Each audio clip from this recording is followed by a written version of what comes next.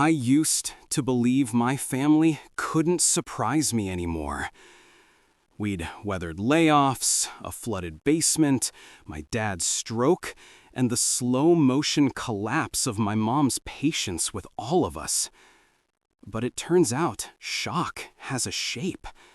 It's the sterile white of a bathroom sink, the weight of a cotton swab, and the tremor in your own hand when you realize you don't want the truth because you already know it.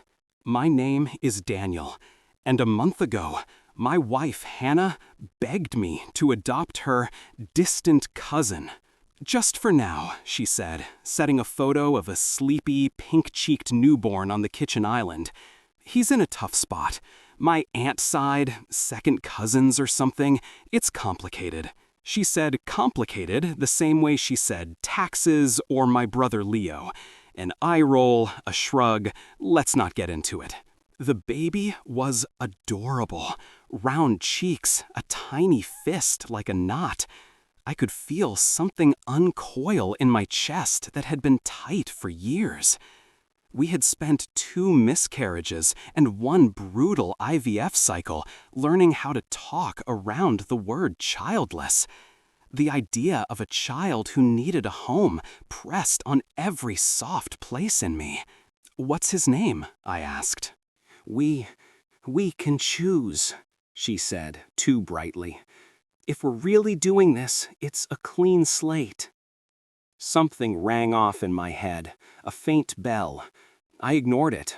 I wanted this too much. Hannah moved fast.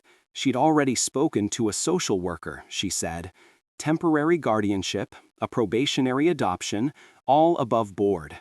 The baby will be with us in a week. She had a bassinet delivered, diapers stacked like bricks, and a mobile with tiny cloth planets. She hummed while she assembled the crib, the tune she used to sing when we thought we were naming a future. "I know it's sudden," she said one night, crawling into bed. "But when life offers you a door, you walk through it, right?" Right, I thought. And if a door looks too convenient, maybe it was built just for you. Leo came by to help install a car seat. He's my younger brother by 3 years, effortlessly charming. The kind of person who makes waiters laugh and gets free refills at places that don't do refills. He'd also borrowed money from me twice and forgotten both times until I demanded repayment. He walked in, spun the car seat straps like a lasso, and grinned at me. "So, you're really doing this," he said. "Uncle Leo has a ring to it." "Uncle of what?" I asked, trying to catch his eyes. "Hannah's distant cousin's kid? From where exactly?" "Somewhere in the Midwest," he said vaguely, like the Midwest was a single anonymous town. "You two are saints."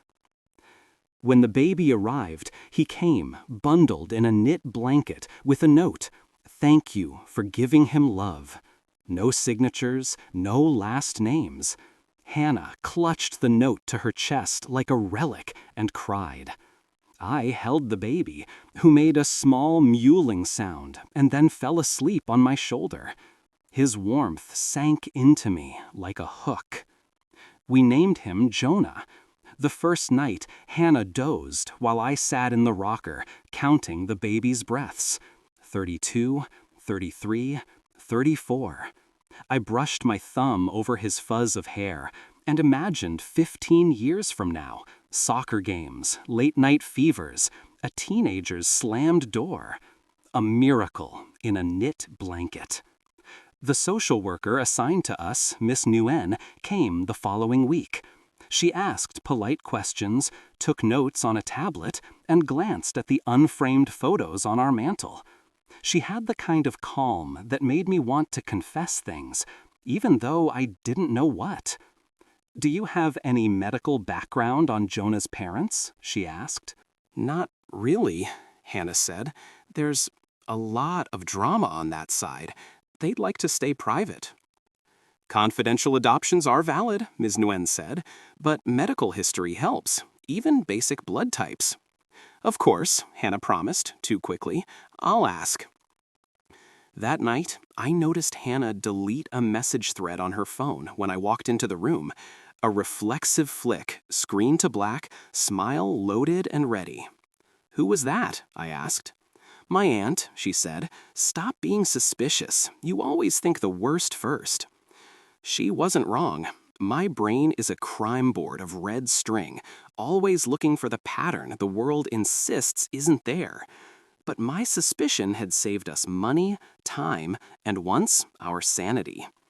I told myself to let it go. I didn't. Maybe it was the way Jonah's mouth looked when he slept.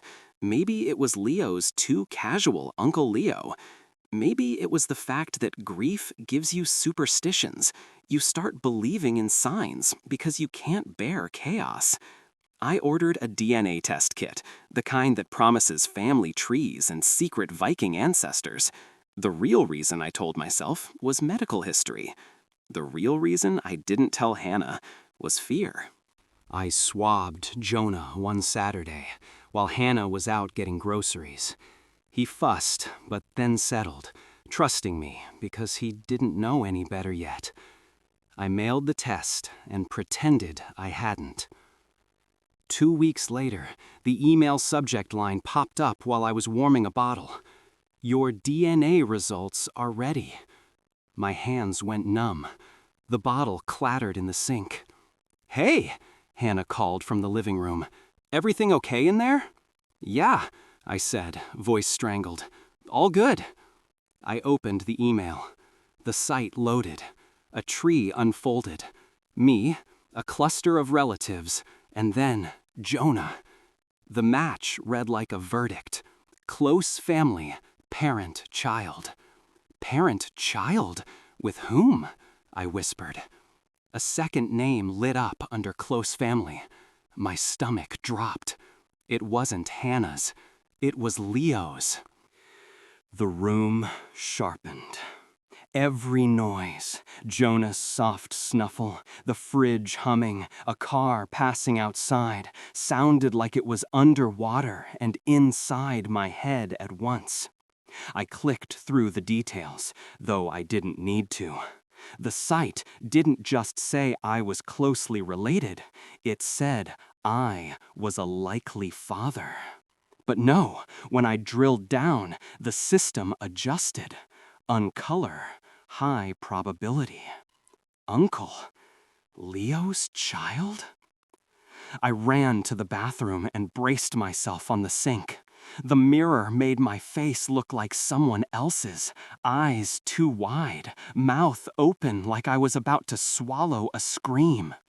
In the next room, my wife cooed, "Hey, buddy," at Jonah. I could hear her kiss the top of his head. I came out, holding my phone like it might explode. "Hannah," I said, "who is Jonah?" She blinked at me, smile faltering. "He's our son." "No," I said, quietly. "Who are his parents?" Her eyes flashed something animal, cornered, calculating. Then she sighed. "Daniel, this is not the time." "It's precisely the time." I handed her the phone. She read the screen, went pale, and set the phone down as if it had burned her. "Explain." "Okay." Her voice wobbled. "Okay, I can't explain, but you have to stay calm. This is delicate." "If you say complicated, I'm going to throw something." She flinched and then straightened, a sudden steel in her. "You wouldn't give up on a family just because you don't like how it started."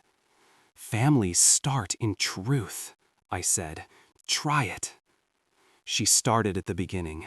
Our IVF spiral, the way I had retreated into silence, how Leo had been there one afternoon when she broke down. My brother, who has never met a boundary he couldn't charm his way through. My wife, who wanted a child so badly that right and wrong blurred into grayscale. "It wasn't supposed to be like that," she said, voice small. "It started as a conversation about surrogacy. Leo knew someone, a friend who had carried once before. We thought, what if the embryo is familial? It helps the odds.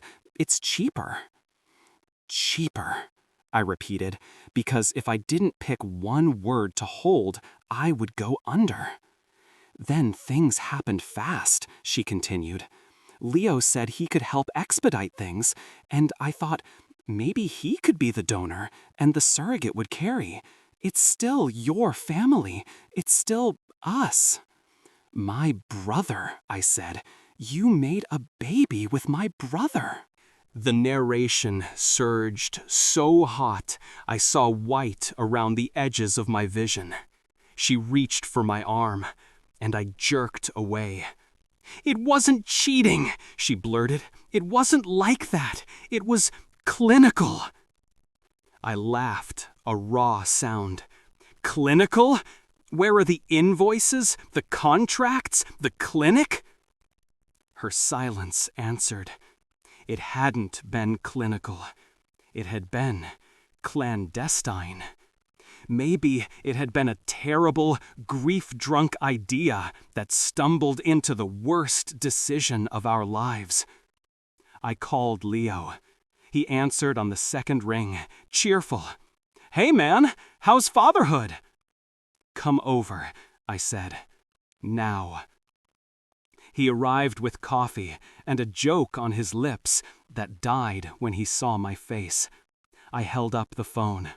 He skimmed the results, ran a hand through his hair, and did the thing he always does. Tried to make it casual. "Look," he said, "it's not what you think. It says you're his father." "Biologically," he said, like that was a technicality. "This was a family solution.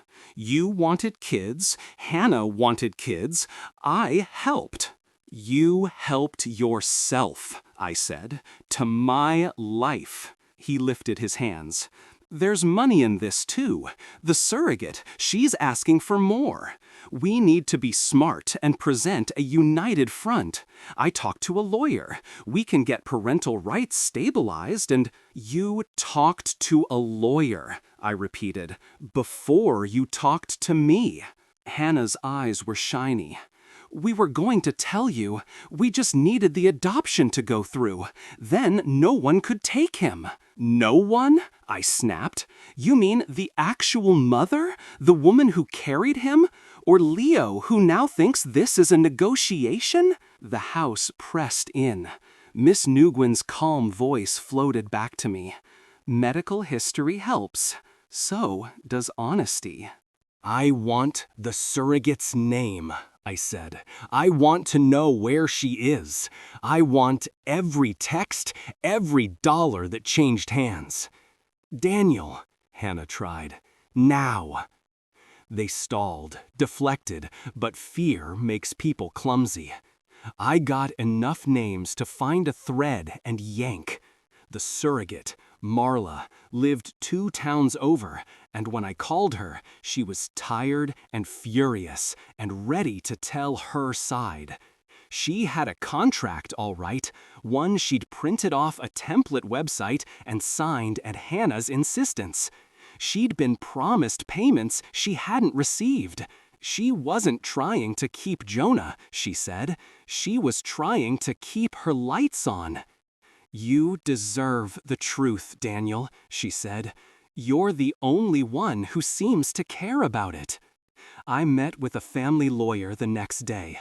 Not the one Leo recommended, mine. We laid the facts out like knives. The lawyer listened, lips pressed tight. "You have standing to seek guardianship," she said finally. "Given the chaos, the best interest standard favors stability. But if you want scorched earth, you'll get heat. The truth will scorch everyone." "Good," I said, surprising myself. "Let it burn." It did. I told my parents. who reacted like I had detonated a bomb in the living room. My mother jumped to denial, my father to a quiet disappointment that felt worse than yelling. Leo pivoted to greed, suggesting arrangements with stipends and strategic PR. Hannah cried until her face blotched, and then tried to negotiate me down from my anger like it was a price tag. "You still love him," she said one night, reaching for Jonah in my arms. Look at how you hold him." "I love him," I said, "which is why he deserves a story that isn't a lie." We filed for temporary custody with transparency. I included the DNA results, the surrogate's contract, and my brother's texts. Miss Nguyen came back with her tablet and her calm presence and asked more questions. This time, I didn't look away. "Why scorched earth?" she asked gently after the interview. "Because shame lives in shadows," I said. "If I keep this quiet, it will grow teeth." The hearing is next week. Leo hired a lawyer who wears expensive suits and calls me buddy in the hallway. Hannah oscillates between apology and indignation, love and accusation. Every night I rock Jonah and whisper a truth he can't yet understand. "Your story is messy," I tell him, "but you were wanted. I wanted you. I still do." I don't know what our family will look like when the smoke clears. Maybe I'll be a single dad. Maybe Hannah will do the work to rebuild what she used like a crowbar. Maybe Leo will discover consequences. I know this: secrets rot the floorboards. You don't realize you're falling until your foot goes through. People ask if I regret the swab, the click, the knowledge. I don't. The truth didn't break us. It revealed what we already were. The narration should feel a bell ring in your head and tried to ignore it. Hear me. You can want something with your whole soul and still say no to the way it arrives. You can love a child and burn down every lie around him to make room for the truth. That's not betrayal. That's the beginning. In the end, I'm not choosing scorched earth for revenge. I'm choosing it for sunlight. And when the judge asks why, I'll say it plainly. Because my son deserves to grow up in a story that doesn't require him to disappear so the adults can feel better. Then I'll go home, heat a bottle, and count his breaths again. Not to keep panic away, but to remind myself, he's here, he's real, and we can build something honest from the ashes.